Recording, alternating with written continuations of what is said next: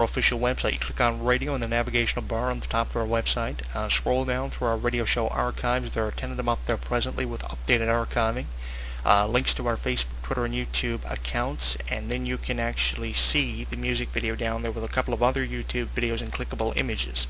So definitely take advantage of it, and while it's up there, while we're featuring it as one of our featured videos in our radio form, check it out and tell us what you think of the music video. I like the music video for Never Ever Getting Back Together, and I wouldn't be telling you the truth if I said, I liked only a few select Taylor Swift music videos, because I really am in love with every one of Taylor Swift's music videos because they're so fun, no matter what the message of each song is. I know here recently she released an album with a different single on it, with a different message for a different individual she was involved in a relationship with over the last number of years, which was a very unique way of promoting an album, and effectively it was done and it got the album over.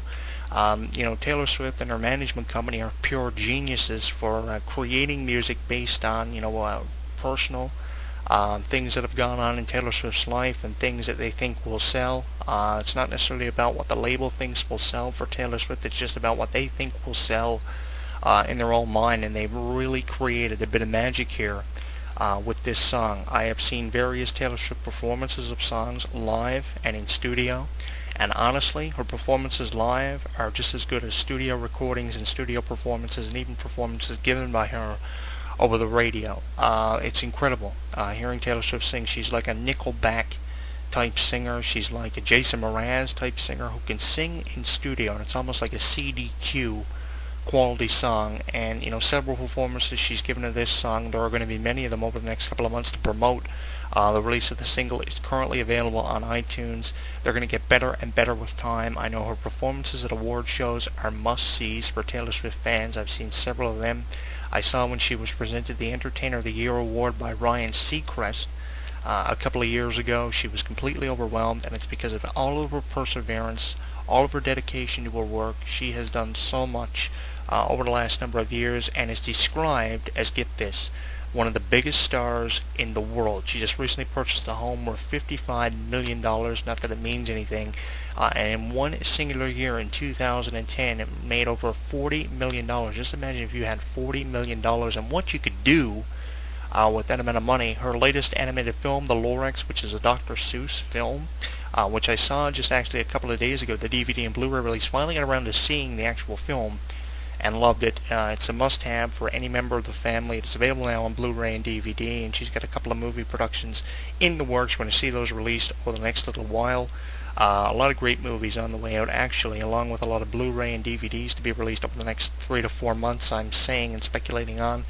But Taylor Swift's got something going on in every type of entertainment. It seems like she's trying to establish herself as one of the greatest of all time. And something I want to ask our listening audiences before we play this song later on in the show. Do you believe that the term the greatest of all time can be associated with Taylor Swift? She's done everything from CoverGirl commercials to animated movies. She's released several albums that have been sold worldwide and sold millions of copies.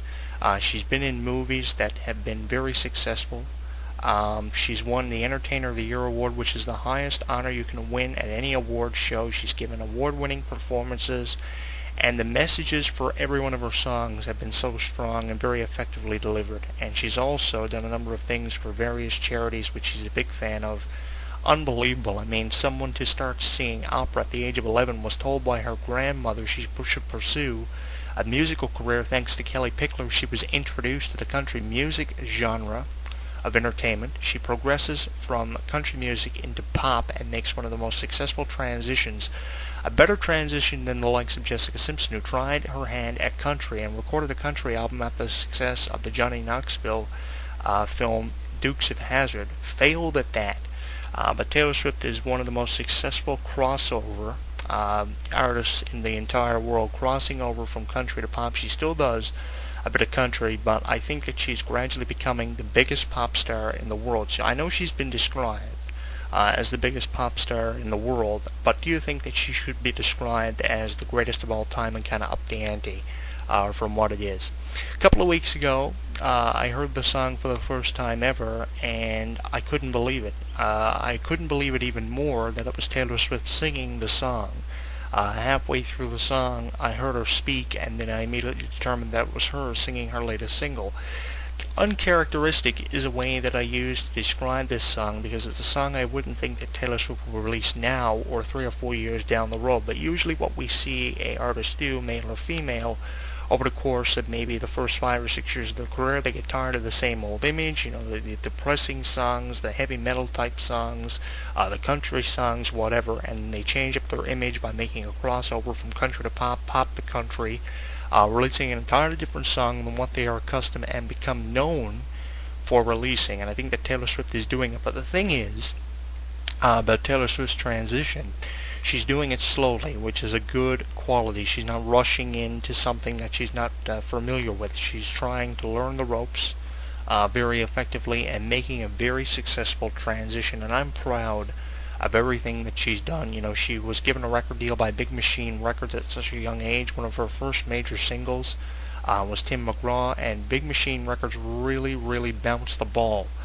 with Taylor Swift, and it seemed like everything was in the right place for Taylor Swift. At the age of 11, singing opera, she goes from there to recording YouTube videos like Justin Bieber and posting them on social media websites, and she just becomes an overnight success thanks to people she knows in the country music industry. And people will tell you all the time that it's got to be about who you know in an industry to be successful. A lot of the time it is that, because I know that there are millions of people who sit in their basement, use their webcam or their digital cameras, and they record probably 500 to 600 YouTube videos of themselves, probably 5 minutes in length to a time, of them singing their favorite songs by their favorite artists. Honest to God, if we had a karaoke idol for YouTube, we'd have millions and millions of submissions, and that would be a great idea for YouTube to host their own karaoke idol, because I know that millions of people would try out for it. The thing is, you make your videos, you put hours and hours of work into it. I know several people personally who do this, and they're never discovered. And then you have someone like Justin Bieber or Taylor Swift who make one video, are discovered by a record producer overnight, and their career skyrockets. I don't agree with it. That's probably the only thing I don't agree with the success of people like Justin Bieber and Taylor Swift, is the fact that they record probably 2 or 3 songs, post them on YouTube, and are discovered by a record producer in Nashville seemingly overnight. And then there are these people out there who make 500 to 600 YouTube videos of themselves, have YouTube channels that are done with so much detail, and get nowhere with it. That's why I think YouTube needs to host a karaoke idol at least once a year and give millions of YouTube users a chance at a recording contract via social media. Instead of doing this, American and Canadian Idol crap, this American Got Talent shit, I think that what we need is something better than that, and give people a chance, because it seems like the same type of individuals are always being handed opportunities that seemingly they're given overnight. I know this because I've watched a lot of documentaries, and you may say to yourself, boy, you watch too much fucking TV, but it's true. I think that all this happens for people over and over again, and it's always the same type of people, and nobody who deserves a chance is given that opportunity. How would you sound? It almost makes you wonder, how would you sound singing Never Ever Getting Back Together? I know there are a lot of people out there who love karaoke. It originated in Japan, rightfully so, because you probably all have dreams of being, successful artists like Taylor Swift, Justin Bieber. And, my heart does go out to all you guys, because you put a lot of time and a lot of effort into these songs. But it seems like the same type of people are always handed these opportunities. And as long as these people keep recording singles like We Are Never Ever Getting Back Together, Taylor Swift's latest, we're going to see these opportunities continuously handed to the same type of individuals. Taylor Swift, I said it earlier, has done everything from cover girl commercials to animated movies, and has become one of the biggest stars in the world. She was described at virtually every award show she attended over the last 2.5 years at least. And it seems like the greatest of all time is the only thing Taylor Swift hasn't been called, so why not call her that too?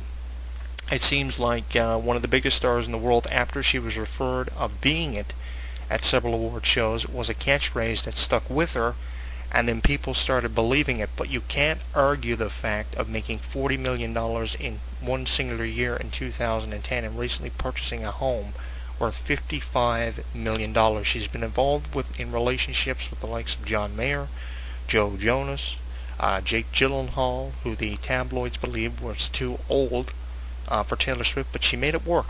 And because of those relationships, she even got as far as to release an album with a different single on it for every person she was involved in a relationship with.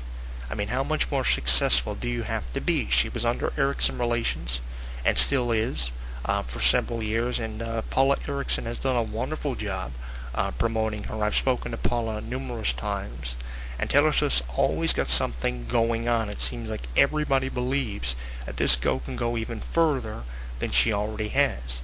The thing about young idols and young superstars nowadays is, and I truly, truly believe this, they are doing things way too fast. They're making so many movies, they're being given so many opportunities.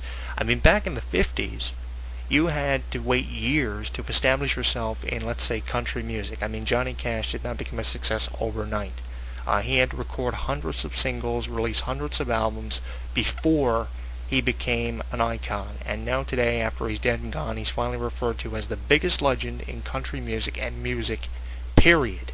You know, people will look at Kiss and say, if it wasn't for